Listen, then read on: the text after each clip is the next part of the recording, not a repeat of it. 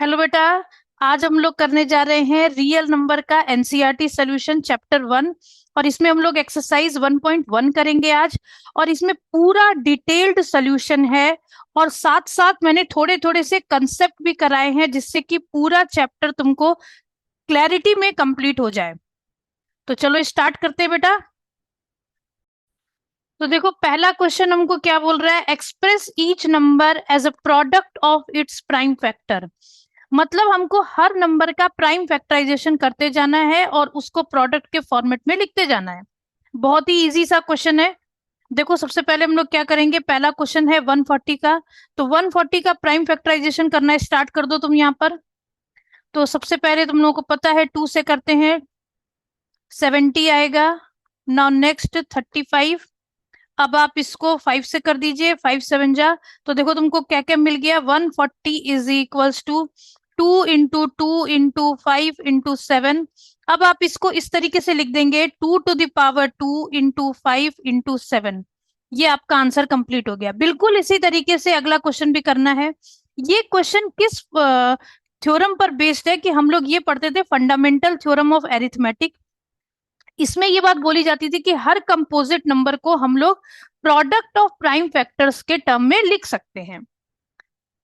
Now देखो अगला second part है इसका 156। 156 सबसे पहले तुमको दिखाई दे रहा है 2 से डिविजिबल है।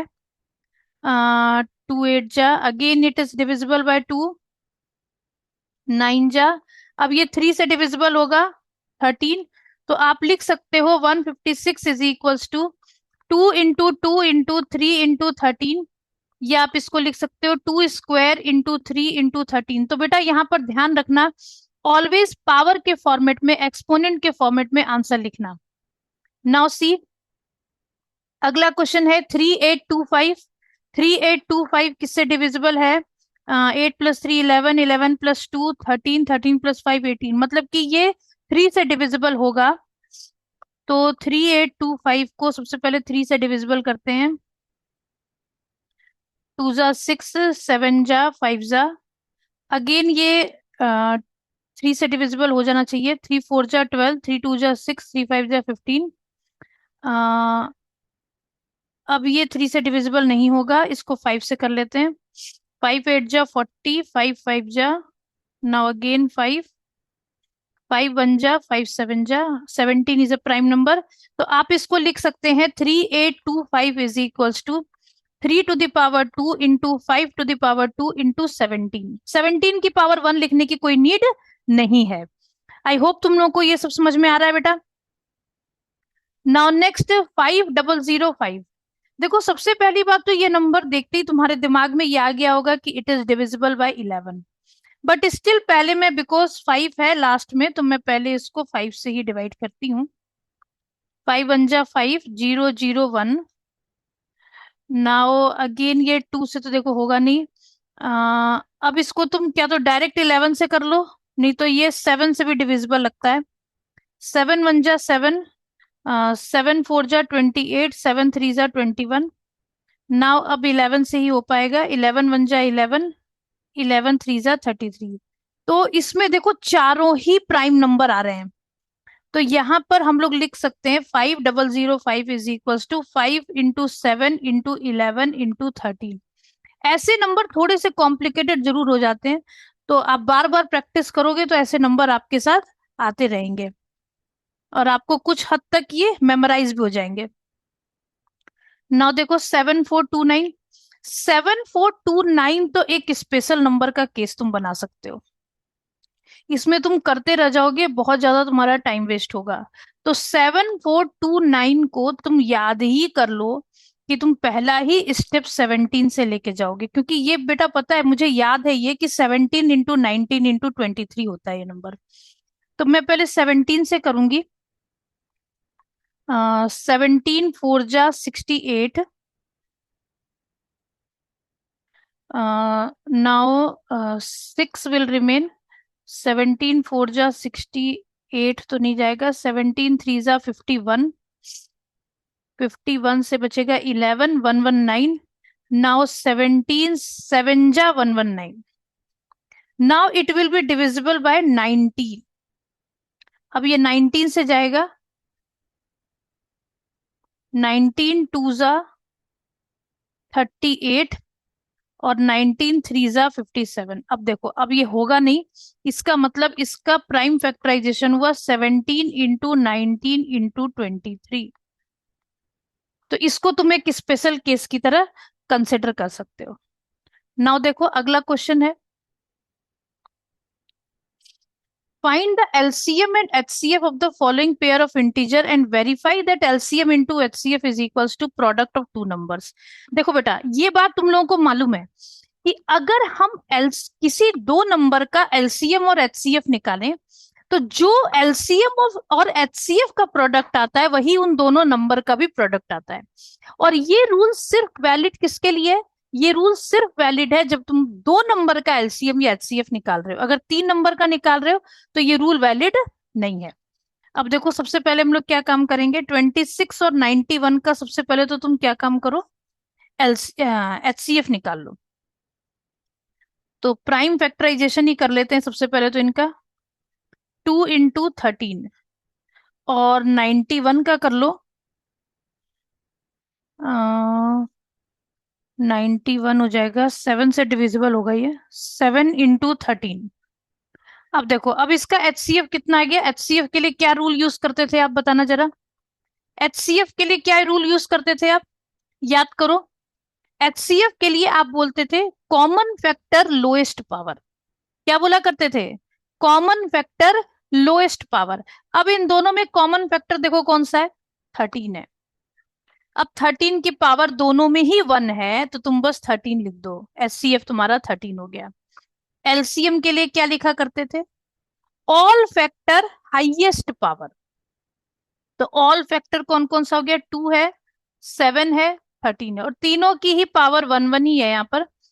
अब इन तीनों को मल्टीप्लाई कर दो, 7 2 जा 14 और 14 इंटू 13 इट विल बी 182। तो तुम्हारा एचसीएफ कितना आ गया, 13, और एलसीएम कितना आ गया, 182। अब तुमको इनके प्रोडक्ट को वेरीफाई करना है। तो प्रोडक्ट को वेरीफाई कैसे करते हैं, हम यहाँ पर 26 इंटू 91 लिखेंगे और 13 इंटू 182 करेंगे। अब हमको ये देखना है कि क्या ये दोनों वैल्यूज हमको इक्वल रिजल्ट दे रही है।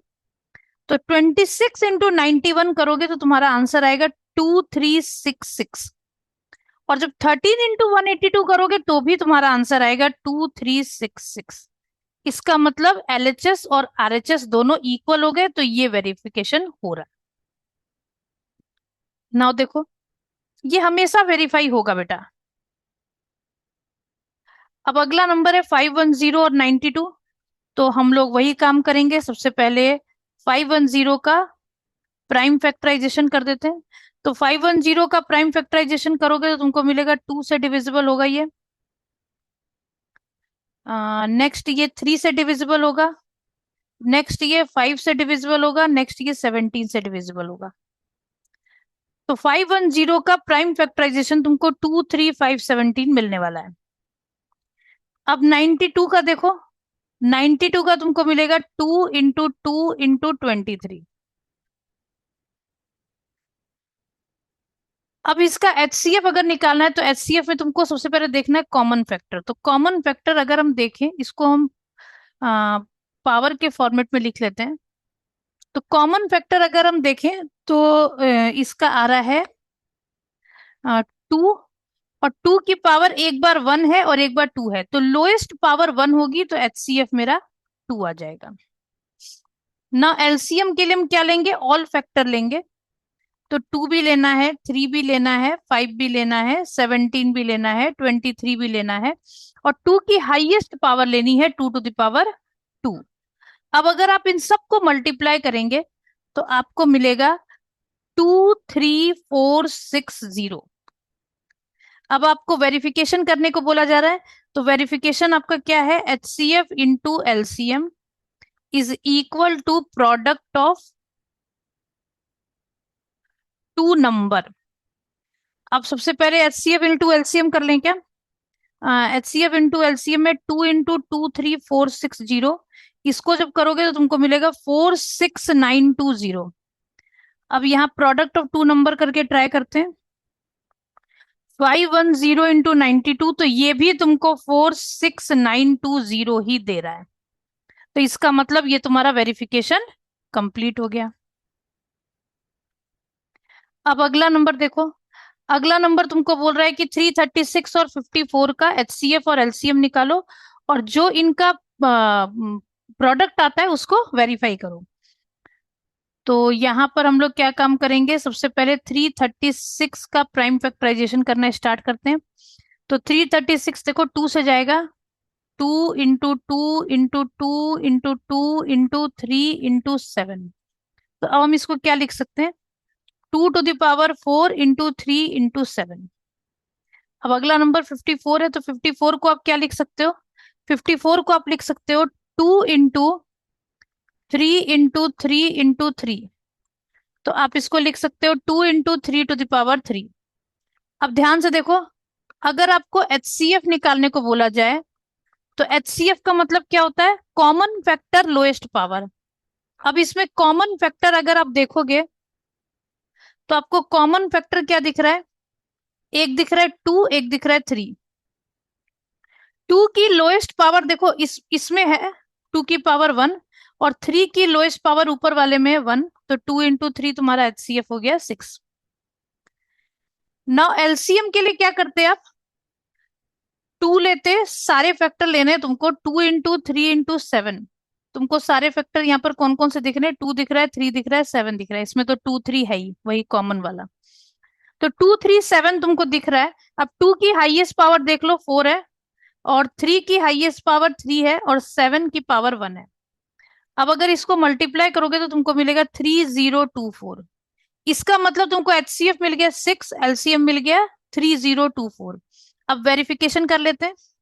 वेरिफिकेशन क्या था, HCF into LCM is equals to product of 2 number. यही था ना बेटा। अब आप लोगों को प्राइम फैक्टराइजेशन करना आना चाहिए। प्राइम फैक्टराइजेशन में डिविजिबिलिटी रूल थोड़ा दिमाग में रखा करो। डिविजिबिलिटी रूल से ये प्राइम फैक्टराइजेशन जल्दी हो जाते हैं। एचसीएफ इंटू एलसीएम ये होगा 6 इंटू 3024, और 6 इंटू 3024 करोगे तो तुमको मिलेगा 18144। और दो नंबर तुम्हारे थे 336 इंटू 54, इनको भी करोगे तो 18144 मिलेगा। तो इसका मतलब कि ये भी वेरीफाई हो गया। नाउ देखो, अगला क्वेश्चन ये बोल रहा है कि तुम एलसीएम और एचसीएफ निकाल लो फॉलोइंग पेयर्स ऑफ इंटीजर का by applying prime factorization method. मतलब तुमको प्राइम फैक्टराइजेशन का मेथड यहाँ पर यूज करना है, और इन तीनों नंबर का एलसीएम और एचसीएफ निकालना है। लेकिन ये बात दिमाग में रखना कि 3 नंबर का अगर तुम एलसीएम और एचसीएफ निकाल रहे हो, तो वो कभी भी तुम्हारा प्रोडक्ट ऑफ नंबर को वेरीफाई नहीं करने वाला है। तो ये हमारे दिमाग में होना चाहिए। नाउ देखो, अब हम 12 का अलग प्राइम फैक्टराइजेशन कर लेते हैं। तो 12 का कितना होगा, 2 टू द पावर 2 इंटू 3। 15 का अगर करोगे तो कितना होगा, 3 इंटू 5। 21 का करोगे तो कितना होगा, 3 इंटू 7। देखो मैं थोड़ा फास्ट कर रही हूं, तुम रफ में करके फिर यहाँ पर ऐसे लिख सकते हो, पूरा कॉलम बना के लिखने की जरूरत नहीं है तुमको। अब देखो, एचसीएफ निकालेंगे तो क्या लेंगे, कॉमन फैक्टर। तो कॉमन फैक्टर तो मुझे तीनों में जो दिख रहा है, ये नहीं कि 2 में जो दिख रहा है वो ले लेना, तीनों में जो दिख रहा है तो 3 ही दिख रहा है, और 3 की पावर हर जगह 1 ही है। तो यही हो गया। एलसीएम के लिए हमको ऑल फैक्टर लेना है, तो 2 भी है अपने पास, 3 भी है अपने पास, 5 भी है अपने पास, 7 भी है अपने पास। हाईएस्ट पावर देखो 2 की अपने को दिख रही है 2, 3 की 1, 5 की 1, 7 की 1। अब अगर इन सबको मल्टीप्लाई करोगे तो तुमको मिल जाएगा 420। तो तुम्हारा आंसर क्या आया, तुम्हारा आंसर ये आया है कि एचसीएफ तो तुमने 3 निकाला है, और एलसीएम तुमने 420 निकाला है। नाउ सी, अगला नंबर 17, 23, 29। ये तो तुमको देख के ही लग रहा है कि तीनों के तीनों कैसे नंबर है बेटा, प्राइम नंबर है। तो प्राइम नंबर अगर सारे प्राइम नंबर होते हैं तो एचसीएफ हमेशा हमारा कितना आता है, 1 आता है। तो अब यहां पर क्या करना चाहिए, 17 को सीधा सीधा लिख दो 17 × 1, 23 को लिख दो 23 × 1, 29 को लिख दो 29 × 1। अब बताओ एचसीएफ तुम्हारा कितना आ गया? एचसीएफ 1 आ गया। एलसीएम कितना आ गया? सारे नंबर आपस में मल्टीप्लाई हो जाएंगे। 17 × 23 × 29, तो ये तुमको मिल जाएगा 11339। तो अब तुम्हारे पास में एचसीएफ हो गया 1 और एलसीएम हो गया 11339। यही तुम्हारा आंसर है। नाउ सी, अगला क्वेश्चन है 8 9 25। अब ध्यान से देखो, 8 का प्राइम फैक्टराइजेशन कितना होता है? 2 का क्यूब होता है। 9 कितना होता है? 3 का स्क्वायर होता है। 25 कितना होता है? 5 का स्क्वायर होता है। कॉमन इसमें से कुछ भी नहीं है। कॉमन अगर कुछ भी नहीं है तो एचसीएफ हमेशा 1 होगा। अब एलसीएम के लिए क्या काम करें? तो कुछ नहीं, जितने नंबर थे सबको बस मल्टीप्लाई कर देना है। तो 2 का क्यूब, 3 का स्क्वायर, 5 का स्क्वायर। अब ये हमारा कितना आ जाएगा? 1800। इसका मतलब मेरा एचसीएफ कितना आ गया? 1। एलसीएम कितना आ गया? एलसीएम कितना आ गया बेटा? 1800। अब देखो, अब अगला क्वेश्चन हमसे क्या बोल रहा है? Given that HCF is equals to 9, find LCM. देखो, ऐसे कॉमा करके लिखा होता है ना ब्रैकेट के अंदर, इसका मतलब कि ये दो नंबर हैं, इन दो नंबर का एचसीएफ 9 गिवन है और हमसे एलसीएम निकालने को बोल रहा है। हम वही वाला फॉर्मूला यूज करेंगे बिकॉज दो नंबर है यहाँ पर। तो LCM into HCF is equals to product of two number. तो सबसे पहले तो फॉर्मूला लिख लो, LCM into HCF is equals to product of two number. Product of two number. अब यहां पर देखो, दो नंबर तुम्हारे पास क्या क्या थे? 306 और 657। और एचसीएफ कितना है? 9। और एलसीएम तुमको निकालना है। अब ये काम मत करने बैठ जाना कि पूरा का पूरा पहले 306 और 657 को मल्टीप्लाई करेंगे। सीधा यहाँ पे डिवाइड करो। LCM is equals to 306 into 657 upon 9। देखो 9 से कोई एक रिड्यूस हो जाना चाहिए। ये हो रहा है। 9 3 जा 27, 9 4 जा 36। अब 34 इंटू 657 कर लो, तुमको मिल जाएगा 22338। तो तुमने आंसर क्या निकाल लिया है बेटा? तुमने आंसर निकाल लिया है एलसीएम इज इक्वल्स टू 22338। अब देखो, ये मत सोचना कि इस चैप्टर में तुमको, इस एक्सरसाइज में तुमको सिर्फ एलसीएम और एचसीएफ निकालने को बोला जा रहा है। यहां पर दो क्वेश्चन प्रूफिंग के भी है और एक वर्ड प्रॉब्लम भी है। अब ये प्रूफिंग वाला क्वेश्चन बहुत ज्यादा इंपॉर्टेंट क्वेश्चन है क्योंकि ये एग्जाम में आता है। 2 मार्क्स का आएगा, 2 मार्क्स का आएगा और इसके एग्जाम में, बोर्ड एग्जाम में आने की गुंजाइश बहुत ज्यादा है। अब देखो यहां पर ये बेसिकली क्या बोल रहे हैं, check whether 6 to the power n can end with digit 0 for any natural number n।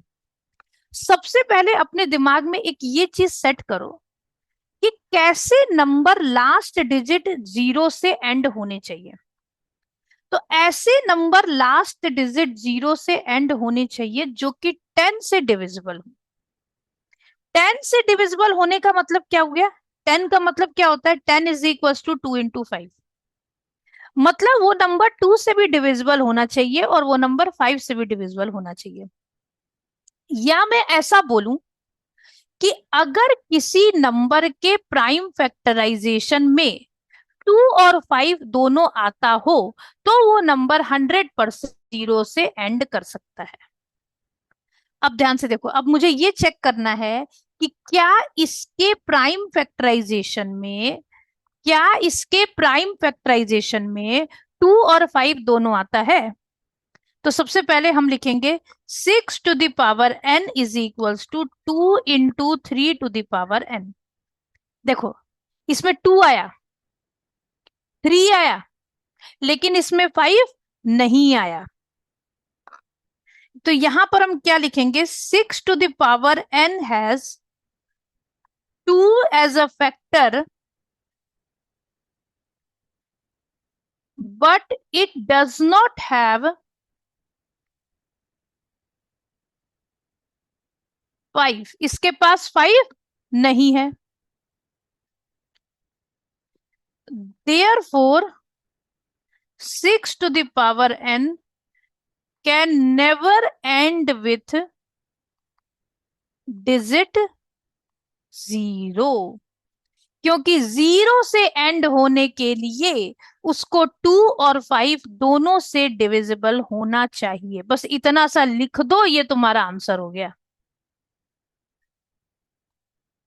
अब देखो, एक्सप्लेन वाई 7 इंटू, अब तुमको एक क्वेश्चन में ऐसा बोलेंगे कि तुमको ये प्रूफ करना है कि वो कंपोजिट नंबर है कि नहीं। तो ये मत समझना कि ये एक ही क्वेश्चन है, बेसिकली इस क्वेश्चन में दो पार्ट है। ठीक है, तो पहला पार्ट अगर मैं देखूं तो मुझे क्या बोला जा रहा है कि आप ये प्रूफ करो कि ये 7 into 11 into 13 plus 13 composite number है। तो आप सबसे पहले क्या करोगे, लिखोगे 7 इंटू 11 इंटू 13 प्लस 13। हमेशा यहाँ पे ध्यान रखना, हमेशा यहाँ पे ध्यान रखना कि कोई एक नंबर ऐसा होगा जो प्लस प्लस के इधर इधर दोनों तरफ होगा। तुमको बस उसी नंबर को कॉमन निकाल लेना है। अब तुम क्या करो, 13 को कॉमन निकाल लो तो तुमको मिलेगा 7 इंटू 11 प्लस 1। तो ये तुमको मिलेगा 13 इंटू 78। अब तुम ये सोचो कि ये 13 इंटू 78 का मतलब क्या हुआ, कि इसका एक factor given expression has two factor, कम से कम दो फैक्टर तो इसके हैं ही, 13 and 78 other than 1 and number itself. अपने खुद के नंबर और 1 के अलावा इसके दो फैक्टर, अभी 78 को और फर्दर कर सकते हैं हम लोग, लेकिन कम से कम ये दो तो है ही है। Therefore it is a composite number, मतलब ये क्या मिल गया, कंपोजिट नंबर मिल गया। अब ऐसे ही दूसरा वाला पार्ट कर लो। दूसरे वाले पार्ट में क्या करोगे, दूसरा वाला पार्ट में यहाँ पे कर देती हूँ। 7 into 6 into 5 into 4 into 2 into 1 plus 5। अब देखो, यहाँ पे तुमको 5 दिखता है और यहाँ पे भी तुमको 5 दिखता है। तो अब तुम क्या करो, 5 को ले लो कॉमन। 5 को जैसे ही कॉमन ले लोगे तो अंदर क्या बचेगा, 7 इंटू 6 इंटू 4 इंटू 3 इंटू 2, 1 को लिखने की कोई नीड नहीं है, +1। इंटू में 1 लिखने की कोई नीड नहीं है। अब इसको मल्टीप्लाई करोगे तो तुमको मिलेगा 1008 + 1। तो ये हो गया 5 इंटू 1009। अब हम इसका एक्सप्लेनेशन क्या देंगे, इसका एक्सप्लेनेशन ये देंगे कि गिवन एक्सप्रेशन, एक बार इस लाइन को तुमको दोबारा यहाँ नीचे लिखना पड़ेगा और यहाँ तुमको लिखना चाहिए, मैं एक पेज और ऐड कर देती हूँ यहाँ पर।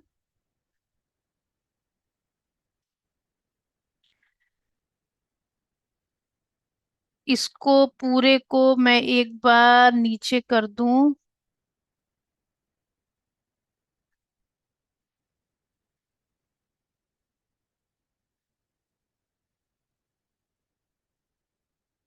अब यहाँ पर तुम वापस लिख दो, यहाँ पर तुम वापस लिख दो,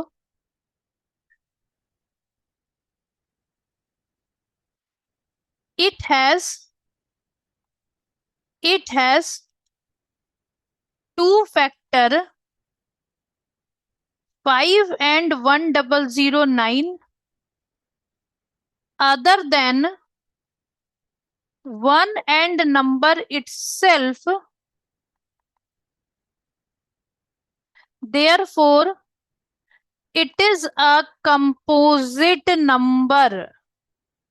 देखो बेटा, ये दोनों प्रूफिंग जो इसके पहले करी और ये वाली जो प्रूफिंग है, दोनों ही प्रूफिंग बहुत ज्यादा इंपॉर्टेंट प्रूफिंग है। तो दोनों प्रूफिंग पर तुमको अच्छे से ध्यान देना है। अब नेक्स्ट देखो, नेक्स्ट जो वर्ड प्रॉब्लम है अपना, वो भी बहुत इंपॉर्टेंट वर्ड प्रॉब्लम है। There is a circular path around a sport field, ध्यान से देखना बेटा, there is a circular path around a sport field, Sonia takes 18 minute. Sonia को कितना मिनट लगता है? सोनिया को लगता है 18 minute to drive one round of the field, while Ravi takes 12 minute for the same. मतलब एक ही ग्राउंड को, सर्कुलर पाथ को सोनिया ट्रेवल करती है 18 मिनट में, एक राउंड एक राउंड करने में टाइम लगाती है, और रवि एक राउंड करने में 12 मिनट का टाइम लगाता है। Suppose they both start at the same point and at the same time and go in the same direction. After how many minutes will they meet again at the starting point? देखो पहले इस question को समझने का थोड़ा सा कोशिश करना। मान लो कि ये एक सर्कुलर पाथ है और इस सर्कुलर पाथ में सोनिया और रवि, मान लो यहां से चलना स्टार्ट करते हैं। अब सोनिया क्या करती है, 18 मिनट लेती है पूरा राउंड कंप्लीट करने का, और कंप्लीट करने के बाद यहां आ जाती है आफ्टर 18 मिनट।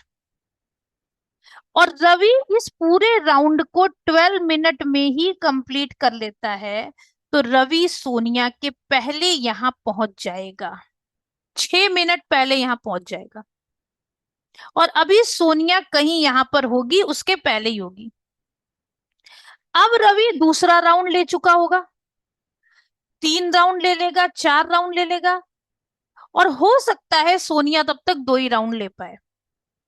इससे मतलब नहीं है कि वो कितने राउंड ले पाएगी, हमको ये निकालना है कि ये दोनों यहां पर मीट वापस कब करेंगे, चाहे 3 राउंड के बाद, चाहे 2 राउंड के बाद, चाहे 5 राउंड के बाद। तो अब हम इसको कैसे निकालेंगे, हमको क्या निकालना है, बिकॉज हमको मेरे दिमाग में सेटल डाउन ये होना चाहिए कि 18 और 12 से क्या मेरा आंसर ज्यादा आएगा। ऑब्वियसली एक राउंड तो खत्म करने के बाद ही मीट करेंगे ना, सेम पे तो मीट कर नहीं सकते, या तो 18 आएगा या 18 से ज्यादा आएगा। तो इस बात का मतलब ये हुआ कि अगर तुम श्योर हो गए कि तुम्हारा आंसर ज्यादा आने वाला है, तो तुम फिक्स कर लो एलसीएम ही निकालना है। अगर आंसर तुम्हारा कम आने वाला होता तो तुम क्या कर देते, एचसीएफ निकाल देते। ऐसा ही क्वेश्चन आता है 3 बेल टॉल, इस तरीके का भी करके क्वेश्चन आता है, वो भी क्वेश्चन बहुत इंपॉर्टेंट है। तो ये वाले क्वेश्चन में हमको क्या करना है, एलसीएम निकालना है। अब हम क्या करेंगे, यहाँ पर सबसे पहले यहाँ पर लिखेंगे एलसीएम ऑफ 18 एंड 12। तो 18 का प्राइम फैक्टराइजेशन कर लो और 12 का कर लो,